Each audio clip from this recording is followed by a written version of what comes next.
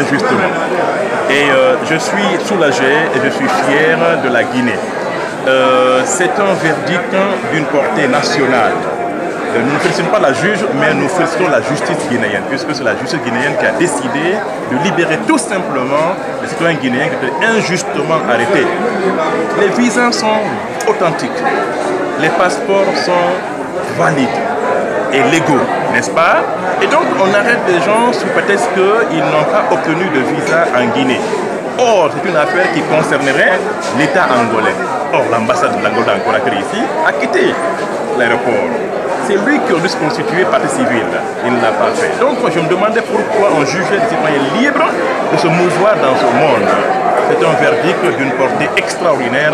Je suis extrêmement content, je suis extrêmement fier de la justice guinéenne et j'espère que ce précédent juridique va servir, n'est-ce pas, à booster le courage des autres juges en Guinée qui ont peur de dire la vérité. C'est le triomphe de la vérité aujourd'hui en Guinée. Dans chaque société humaine, pour que le bonheur puisse jaillir, il faut que nous vivions sur la vérité.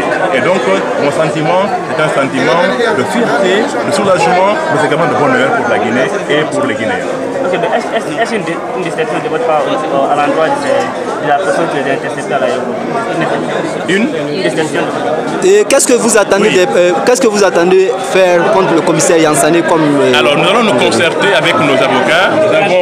Nous avons une pool d'avocats de 4 personnes.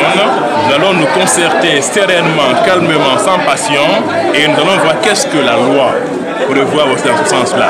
D'accord? Nous n'allons pas sauter sur des mots. Nous allons voir qu'est-ce que la loi prévoit dans de pareilles circonstances. Quand on arrête un citoyen libre, légalement sorti du pays, en possession de documents légaux, avec un visa authentique, et qu'on l'empêche de sortir et qu'on le met en prison, qu'est-ce que la loi guinéenne prévoit dans ce cas-là? On le verra bientôt. Les avocats sont là, ils vont réfléchir, et nous, dans les prochains jours, vous viendrez encore ici pour qu'on fasse le compte rendu par rapport, n'est-ce pas, à l'aéroport. Mais ce qui est déplorable, il faudrait absolument que à l'aéroport qu'il y ait une enquête sérieuse, une enquête sérieuse, efficace, soit menée au sein de l'aéroport de Conakry pour savoir, n'est-ce pas, qu'est-ce qui s'y passe. Nous avons entendu parler de $200. Tous ceux qui n'ont pas payé les $200 ont été arrêtés. Donc c'est une pratique, à mon avis, qui ne date pas d'aujourd'hui. Ce ne sont que des victimes d'une arnaque au plus haut niveau.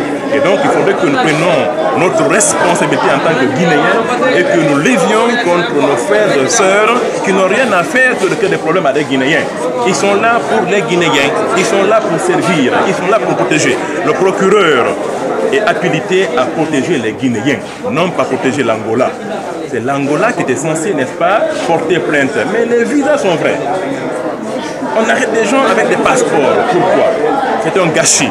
Mais c'est aussi un bon procès puisque Madame la juge a eu le courage, a eu vraiment le courage suprême de dire la vérité, de dire le droit. Et donc je suis fier d'elle et sincèrement je suis heureux et je suis très content. Merci.